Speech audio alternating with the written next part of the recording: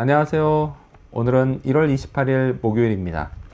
오늘은 누가복음 9장 28절에서부터 36절까지를 본문으로 큐티 가이드를 시작하겠습니다. 먼저 오늘 이 본문을 통해서 제가 묵상한 예수님은 변화되신 분입니다. 이전에 제가 섬기던 교회에요. 그 연예인 가정이 출석을 했었습니다. 그 당시에요. 한 방송 프로그램에 이 가족 모두가 고정 출연을 하면서 이들은 꽤 유명했었습니다. 자, 하지만요, 저는 주일마다 그들을 만나고 또 종종 신방도 가다 보니까요, 이들이 유명 연예인이라는 사실을 가끔 잊어버렸습니다. 그들과 너무 가까이 있었기 때문입니다. 자, 그런데요, 이런 일이 예수님의 제자들에게도 있었을 겁니다. 자, 그들은요, 예수님과 함께 먹고, 함께 자고, 또 함께 돌아다니면서 그렇게 24시간을 붙어 있다 보니 그들 역시도 예수님이 얼마나 대단한 분이신지를 가끔 잊어버렸을 겁니다. 자, 그런데요, 그러던 어느 날 예수님이 자신의 진면목을 보여주십니다. 29절 말씀 읽어볼까요? 기도하실 때에 용모가 변화되고 그 옷이 휘어져 광채가 나더라. 아멘. 예수님이요, 하나님의 신성을 나타내셨던 겁니다. 자, 변화된 용모가 구체적으로 어땠는지는 잘 모르겠지만요, 오늘 본문에 보면 그 옷이 휘어져 광채가 났다, 이렇게 말씀하시는 걸 볼 때 분명 눈부시게 밝은 모습이었을 겁니다. 이건요, 죄가 하나도 없는, 죄에 하나도 때묻지 않은 거룩하신 하나님의 모습이었을 겁니다. 자, 이렇게 예수님은요, 분명 하나님이십니다. 그런데요, 실은 저도 이 사실을 종종 잊어버립니다. 예수님께요, 너무 친근감을 느낀 부작용이라고나 할까요? 물론요, 근데 그렇다고 해서 우리 주님이 막 화내시고 그러지는 않으십니다. 어쩌면 예수님 입장에서도요, 이건 인간의 몸으로 인간에게 다가오셨기 때문에 감수해야 할 몫이 아닌가, 이런 생각을 해봅니다. 물론요, 그렇다고 해서 예수님을 함부로 대해도 된다, 이런 말이 절대 아닙니다. 그분은요, 분명 저에게 하나님의 걸맞는 대우를 받으셔야 할 분이십니다. 자, 그렇다면 오늘 이 본문을 통해서 제가 발견한 인간의 모습, 어떤 게 있을까요? 오늘은 넋이 나간 베드로를 볼 수 있습니다. 33절 말씀을 읽겠습니다.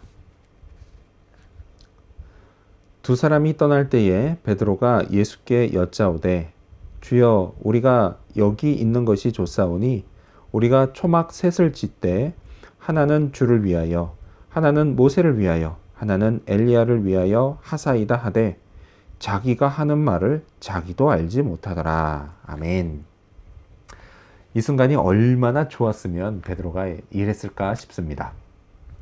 변화된 주님만 보고 있어도 숨막힐 것 같은데요, 자기 유대민족이 그토록 존경에 맞지 않는 모세와 엘리야까지 덤으로 보고 있으니 말이죠.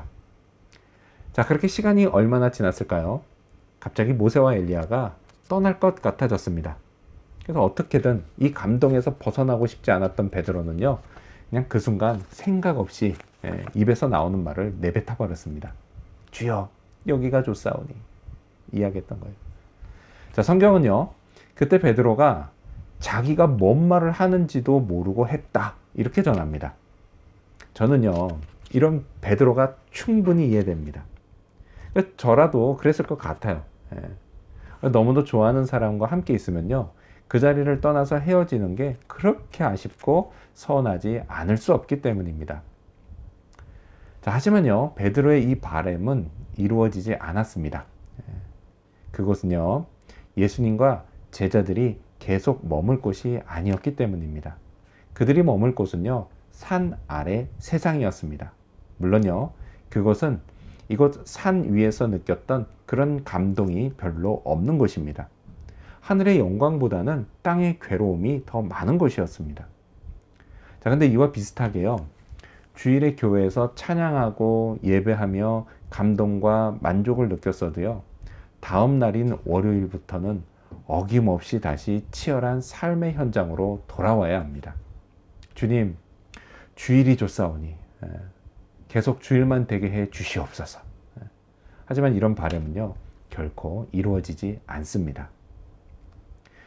자, 그렇다면 끝으로 오늘 이 본문을 통해서 나에게 주신 교훈이 뭘까요? 그건 예수님 말씀을 잘 듣자입니다. 34절 말씀을 읽겠습니다. 이 말 할 즈음에 구름이 와서 그들을 덮는지라 구름 속으로 들어갈 때에 그들이 무서워하더니. 아멘. 그들이 무서워했다고 합니다. 맞습니다. 이건요 정말 무서운 일입니다. 제가 사는 이곳 호주는요 하늘이 넓어서요 구름이 통째로 보입니다. 그런데요 어떤 구름은 정말 무섭게 생겼습니다. 그러니까 만일요 그 구름이 저에게 다가온다? 그렇다고 한다면요 저는 공포에 질려서 소리를 지를 것 같습니다. 자, 그런데요 이런 저의 절규를 압도하는 소리가 구름 속에서 난다면요 그땐요 아마도 기절까지 할 것 같습니다. 자, 제자들이요 똑같은 일을 당했습니다. 그들은 구름 속에서 나는 하나님의 소리를 들었습니다. 35절 말씀 읽어볼까요?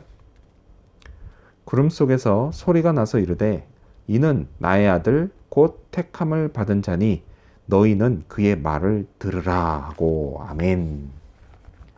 구름에서 들려오는 하나님의 음성 뭐죠? 너희는 그의 말을 들으라 였습니다. 그러니 제자들이 어찌 이 말씀을 거역할 수가 있었겠습니까? 자, 이건요 제게도 똑같습니다. 저도요 주님의 말씀을 잘 들어야 합니다. 주님은요 곧 길이요 진리요 생명이시기 때문입니다. 하나님이시기 때문입니다. 그분 말씀만 잘 들으면요 안전하기 때문입니다. 따라서요 눈을 크게 뜨고 성경을 잘 읽어야겠습니다. 한 번 읽어서 이해가 되지 않으면요 그냥 반복해서 또 읽어야겠습니다. 그렇게 주님 말씀을 잘 들으려는 노력을 해야겠습니다. 그러면서 동시에 성령께서 깨닫게 해 주시기도 구해야겠습니다. 주님 말씀을 잘 들으면요 결코 손해볼 일이 없습니다. 오히려요 이 치열한 세상살이에서 남는 게 참 많습니다. 따라서요 오늘도 나의 하나님이신 주님이 하시는 말씀을 잘 듣는 그런 하루가 되기를 소망합니다. 기도하겠습니다. 변화되신 예수님, 정말 그 모습 저도 정말 직접 보고 싶습니다.